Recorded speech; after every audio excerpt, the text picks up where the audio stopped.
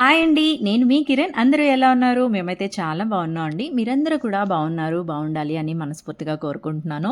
ఈ మధ్య కాలంలో నేనైతే మీ అందరికీ తెలుసు వెయిట్ లాస్ అవ్వాలని చెప్పి నేను రైస్ అనేది కొంచెం మానేశాను. అండ్ క్వినోని యూజ్ చేస్తున్నాను. అట్ ద సేమ్ టైం బ్రేక్‌ఫాస్ట్‌లోకి మన సౌత్ ఇండియన్స్‌కి స్పెషల్‌గా దోసలు తినకపోతే కడుపే నిండదు. బట్ దోసలు రైస్ లేకుండా ఎలా చేయాలి అనేది నేను ఒక బెస్ట్ అదర్ ఆల్టర్‌నేటివ్స్ చూస్ చేసుకున్నాను. ఈ రోజైతే మీకు అవే ఆల్టర్‌నేటివ్స్ వితౌట్ రైస్ వాడకుండా నేను 2 రకాల దోసలు బ్రేక్‌ఫాస్ట్‌కి ఏమి యూజ్ చేస్తున్నానో ఈ వీడియోలో అయితే చూపించబోతున్నాను. సో, ఇప్పుడైతే ఫస్ట్ చూపించబోయే దోస మిల్లెట్స్ దోస. మిల్లెట్స్ ఒక గ్లాస్ మినపగుళ్ళకి 4 గ్లాసులు మిల్లెట్స్ తీసుకోవాలి. ఒకటికి 4 చొప్పున అవి అరికెలు, సామలు ఏవైనా తీసుకోవచ్చు. కొర్రలు, అండు కొర్రలు. నేనైతే ఇప్పుడు కొర్రలు తీసుకున్నాను. ఫాక్స్‌టైల్ మిల్లెట్స్ అంటారు కదా! కొర్రలు ఒక గ్లాస్ మినపగుళ్ళలో కాసిన్ని మెంతులేసుకొని నానబెట్టుకున్నాను. ఒక గ్లాస్ మినపగుళ్ళకి కాసిన్ని మెంతులేసి నానబెట్టుకున్నాను. వేరే వేరేగా ఎందుకు నానబెట్టుకున్నాను అంటే రుబ్బుకునేటప్పుడు మనకి ఈ కొర్రలు ఏవైతే ఉన్నాయో అవి కొంచెం తొందరగా నలగవు. అందుకని చెప్పి నేనైతే ఫస్ట్ విడివిడిగా నానబెట్టుకున్నాను. సో, ఇవైతే నేను మార్నింగే నానబెట్టేసుకున్నాను. మీరు బ్రేక్‌ఫాస్ట్‌లోకి చేసుకోవాలి అనుకుంటే ఓవర్ నైట్ మధ్యాహ్నం నానబెట్టుకొని సాయంత్రం రుబ్బేసుకొని బయట పెట్టుకొని ఉంచుకోవచ్చు ఫర్మెంటేషన్ కోసం. నేనైతే ఫర్మెంట్ చేయను. ఎప్పుడు కూడా నాకు అలవాట్లేదు. సో, మినపగుళ్ళు ఏంటంటే తొందరగా నలిగిపోతాయి. అందుకని చెప్పి 2 విడివిడిగా నానబెట్టాననమాట. ఇప్పుడైతే ఫస్ట్ కొర్రల్ని క్రీమీ టెక్స్చర్ వచ్చేలాగా గ్రైండ్ చేసుకోవాలి. సో, ఇప్పుడైతే ఇవి చూసారా క్రీమీ టెక్స్చర్ వచ్చేలాగా నేనైతే కొర్రల్ని గ్రైండ్ చేసుకున్నాను. ఇవైతే నేను నైట్ ఫర్మెంటేషన్ చేయను. ఇప్పుడు వీటిని ఒక గిన్నెలోకి వేసేసుకోండి. అండ్ అలానే ఒక గ్లాస్ మినపగుళ్ళకి 4 గ్లాసులు కొర్రలు తీసుకున్నాను. చూస్తున్నారు కదా ఇక్కడైతే సో క్రీమీ టెక్స్చర్ వచ్చిందో ఇప్పుడు దీన్ని నేను ఏదైతే ఫ్రిడ్జ్లో స్టోర్ చేసుకుంటానో ఆ బాక్స్లోకి వేసేసుకుంటున్నాను అనమాట. ఫస్ట్ కొర్రలు నలగడానికి కొంచెం టైం పడుతుంది. వెరాజ్ మినపగుళ్ళు చాలా తొందరగా గ్రైండ్ అయిపోతాయి. ఇప్పుడు అలానే ఇవి నానబెట్టుకున్న తర్వాత ఒక 6 to 7 అవర్స్ అయితే నానబెట్టాలి. ఇవి నానబెట్టుకుని గ్రైండ్ చేసుకుంటాం అనుకునే అరగంట ముందు ఒక కప్పుతో అటుకులను నానబెట్టుకోండి. ఏవైనా అవ్వచ్చు. మీరు రెడ్ అటుకులు వాడచ్చు, రాగి అటుకులు వాడచ్చు, లేదంటే వైట్ అటుకులైనా వాడుకోవచ్చు. నేను ఆ వైట్ అటుకులు ప్లస్ మినపగుళ్ళు కలిపి గ్రైండ్ చేసేసుకొని ఏదైతే కొర్రలు మిక్స్చర్ ఏదైతే ఉందో దాంట్లోనే ఈ మినపగుళ్ళు పేస్ట్ కూడా వేసేసి కలిపేసుకుంటున్నాను. సో, ఇప్పుడు వీటిని బాగా మిక్స్ చేసేసుకొని మీరు ఫర్మెంట్ చేసుకోవాలి అనుకుంటే బయట పెట్టేసుకొని ఉంచుకోండి. కొంతమంది ఉప్పు వేసి గ్రైండ్ చేసుకుంటారు. నేనైతే ఉప్పు అనేదే వేయను. ఎందుకంటే నేను ఫర్మెంటేషన్ చేయను కాబట్టి నేను ఇప్పుడు ఇలా కలిపేసుకొని బాగా ఈ మిక్చర్ని అయితే వెంటనే ఫ్రిడ్జ్లో పెట్టేసుకుంటాను. ఎప్పుడు దోశ వేసుకోవాలి అనుకున్నప్పుడు తీసుకొని ఇందులో కాసింత బ్యాటర్ తీసుకొని అప్పుడు అందులో ఉప్పు వేసుకొని నేను దోశ అయితే వేసుకుంటాను. సో, ఇలా ఈ దోశ అయితే చాలా క్రిస్పీగా వస్తుంది, టేస్టీగా ఉంటుంది. అసలు మిల్లెట్స్ దోశ తింటున్నాం అనే ఫీలింగే ఉండదు. ఏదో హోటల్లో దోశ తింటున్నాం అన్నంత ఫ్లేవర్గా ఉంటుంది, అద్దరిపోతుంది అంతే. సో, ఇదైతే నేను ఇప్పుడు చూపించే ఈ 2 రకాల దోశలు కూడా వెయిట్ లాస్ అవ్వాలి అనుకున్న వారికే కాదు, డయాబెటీస్ ఉన్న వాళ్ళకి కూడా చాలా మంచి బ్రేక్ఫాస్ట్ ఆప్షన్ ఇదైతే. ఎందుకంటే మనం ఇందులో వైట్ రైస్ అనేదే వాడటం లేదు. చూస్తున్నారు కదా, ఇది నెక్స్ట్ డే మార్నింగ్. ఇవన్నీ నేను ఒక్కరోజు చేసిన వీడియోస్ అయితే కాదండి. మేము ఎప్పుడైతే బ్రేక్ఫాస్ట్ చేసుకుంటున్నామో ఆ టైంలో నేను షూట్ చేసి వీటన్నిటిని కలిపి ఈ 2 రకాల దోశల్ని కలిపి నేను ఒక వీడియోగా చేసి మీకైతే ఇప్పుడు చూపిస్తున్నాను. సో, మీకు దోశ బ్యాటర్ ఏ కన్సిస్టెన్సీలో కావాలో ఆ కన్సిస్టెన్సీలో వాటర్ పోసుకొని కలుపుకొని పిండిని అయితే రెడీ చేసి పెట్టేసుకున్నాము. ఇప్పుడు వేడివేడి తవా వేడైన తర్వాత దోశ పోసేసుకోవడమే. సో, ఇదైతే బెస్ట్ ఆప్షన్ అని చెప్పొచ్చు. ఒక్క దోశ తిన్నా చాలు, కడుపు ఫుల్గా ఉంటుంది. యాజ్ మీ అందరికీ తెలుసు నేను ఎర్లీ మార్నింగ్ రాగి అంబలి తాగేస్తాను. సో, దాని తర్వాత బ్రేక్ఫాస్ట్ టైంకి ఇది ఒక దోశ తింటాను. చాలా బాగుంటుంది. ఇప్పుడు వేడివేడి తవా తీసుకొని దాన్ని కొంచెం ఆనియన్తో ఉల్లిపాయతోని గ్రీస్ చేసుకొని దోశ పోసేసుకోవడమే. అసలు దోశ రాదేమో అనే డౌటే ఉండనవసరం లేదు. చాలా చక్కగా వస్తుంది. అండ్ ఇందులో మీకు కావాలి అనుకుంటే ఘీ వేసుకోవచ్చు. ఘీలో గుడ్ ఫ్యాట్స్ ఉంటాయి కాబట్టి, లేదంటే ఆయిల్ ఒక 1/2 స్పూన్ వేసుకొని బాగా కాల్చుకోండి. చాలా బాగుంటుంది టేస్ట్ అయితే. మీరు అసలు చెప్తే నమ్మరు, హోటల్ దోస తిన్నామేమో అని అనుకుంటాము. అంతా బావుంటుంది. టేస్ట్ అయితే చాలా బావుంటుంది. 2 వైపులా బాగా కాల్చుకొని తిరగవేసేసుకోండి. ప్లేట్‌లోకి తీసుకొని సర్వ్ చేసుకోండి. చూసారా దోస అసలు విరగనే విరగదు. ఇంకా మీకు ఇది ఫస్ట్ దోస కాబట్టి కాస్త ఎర్రగా రాలేదు. తర్వాత వేసిన దోసలన్నీ కూడా ఎర్రగా వచ్చినియనమాట. ఎంత బావుంటుందో దోసలు. చాలా బావుంటుంది. చాలా కడుపు ఫిల్లింగ్‌గా ఉంటుంది. ఇందులో మనకి కూడా చాలా హెల్త్ బెనిఫిట్స్ అనేవున్నాయి.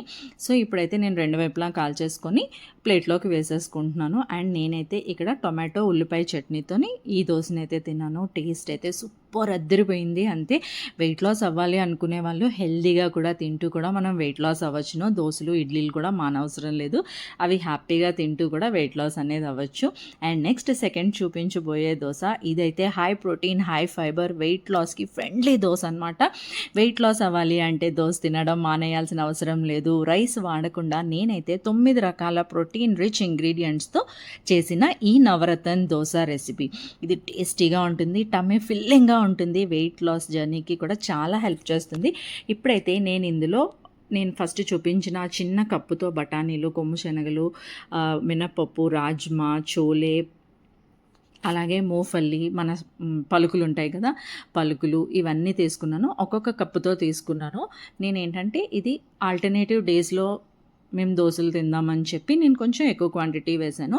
అండ్ అలానే ఇందులో ఒక స్పూన్ మెంతులు వేసేసాను. అండ్ ఇప్పుడు ఇందులో ఇవి వేసాను కదా, అండ్ ఇక్కడ కీన్వా తీసుకున్నాను అదే కప్పుతో. అండ్ ఇక్కడ ఇది కందిపప్పు అండ్ అలానే చోలే, గాంధీ బఠానీ అంటాం కదా, తెల్ల శనగలు ఇవి. అండ్ మీ దగ్గర మసూరపప్పు ఉంటే అది కూడా యాడ్ చేసుకోండి. చాలా బాగుంటుంది టేస్ట్. నా దగ్గర అయితే ఆ మసూరపప్పు లేదు. సో అందుకని చెప్పి ఇందులో నేను శనగపప్పు ఎందుకు వాడలేదంటే చోలే, మన నల్ల శనగలు వీటన్నిటిలో కూడా శనగపప్పు అనేది ఇంక్లూడ్ అయ్యే ఉంటుంది. అందుకని చెప్పి నేనైతే స్పెషల్గా శనగపప్పు వాడలేదు. బట్ వీటన్నిటినీ కూడా ఒక 7 to 8 అవర్స్ నానబెట్టుకోండి. లైక్ మనం పెసరట్లకి ఉదయం బ్రేక్ఫాస్ట్ చేసుకోవాలి అనుకుంటే రాత్రి నానబెట్టేసుకుంటాం కదా, అలా మీరు ఓవర్ నైట్ నానబెట్టేసుకోండి.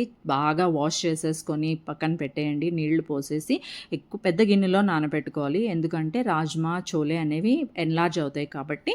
సో దీనికి ఎక్కువ ప్లేస్ అనేది కావాలి.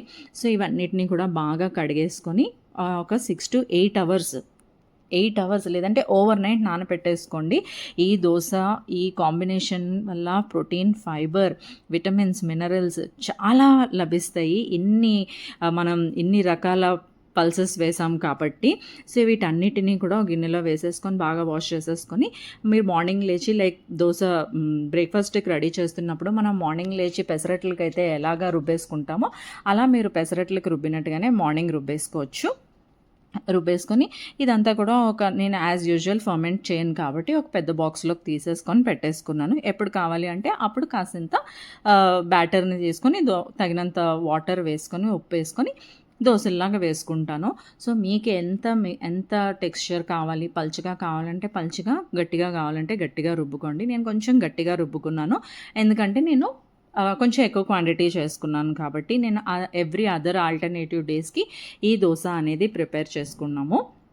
సో ఇప్పుడైతే ఇందులో వేసేసుకుంటున్నాను కదా, ఇది వేసేసుకున్న తర్వాత మొత్తం మనం నానబెట్టిన పప్పులన్నీ కూడా నవరత్న దోశకి ఇంత బ్యాటర్ వచ్చింది. నేను ఇది స్టోర్ చేసేసుకుంటాను ఫ్రిడ్జ్లో. ఎప్పుడు కావాలి అంటే అప్పుడు నేనైతే చూస్తున్నారు కదా, నేను ఫర్మెంటేషన్ చేయను. సో ఇప్పుడు నేను ఒక గిన్నెలోకి తీసేసుకొని ఒక 2 గరిటెలు 3 గరిటెలు తీసుకొని తగినన్ని నీళ్ళు పోసేసి ఉప్పు వేసుకొని దోశలు వేసేసుకుంటాను. సేమ్ మన దోశలాగే. సో దీంట్లో అయితే ఎన్ని హెల్త్ బెనిఫిట్స్ ఉన్నాయో, ఈ నవరత్న దోశలో ప్రోటీన్ చాలా ఎక్కువగా ఉంటుంది కాబట్టి టమ్మీ ఫుల్గా ఉంటుంది. ఫైబర్ కూడా ఎక్కువగా ఉంటుంది, బాగా ఉంటుంది. డైజెషన్కి మంచిగా సపోర్ట్ చేస్తుంది. రైస్ వాడకుండా కీన్వా అండ్ 9 రకాల పప్పులతో చేస్తున్నాం కాబట్టి బ్యాలెన్స్డ్ బ్రేక్ఫాస్ట్గా ఉంటుందన్నమాట. సో ఏ రోజైతే మేము ఇంట్లో రాజ్మా కూర కానీ శనగల కూర కానీ చెయ్యము అనుకున్నప్పుడు ఇదే బ్రేక్ఫాస్ట్గా ఆప్షన్ పెట్టుకుంటాం అనమాట. సో సూపర్గా ఉంటుంది. వేడివేడి వేడైన వెంటనే మనం ఇలా ఒక దోసలాగా వేసేసుకోవడమే. ఇంకా మీరు కావాలనుకుంటే దీనిపైన క్యారెట్ తురుము, పన్నీర్ తురుము, ఉల్లిపాయలు ఇవన్నీ కూడా వేసుకోవచ్చు. అండ్ లేదంటే ఒక గుడ్డును కొట్టేసి కూడా వేసేసుకుంటే ఎగ్ నవరత్న దోస అయిపోతుంది. నవరత్న ఎగ్ దోస అయిపోతుంది. సో టేస్ట్ అయితే సూపర్గా ఉంటుంది. నేనైతే ఇక్కడ కొంచెం క్యారెట్ స్ప్రింకిల్ చేసుకొని మీకు కావాలనుకుంటే ఆయిల్ వేసుకోవచ్చు. ఒక అర టీ స్పూన్ ఆయిల్ వేసుకోండి.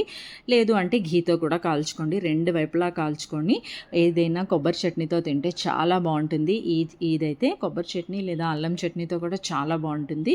సేమ్ మన పెసరట్టు లాగానే ఇదైతే అస్సలు ఎంత టేస్ట్ ఎంత బాగుంటుంది అంటే చాలా టమ్మీ ఫిల్లింగ్గా ఉంటుందన్నమాట.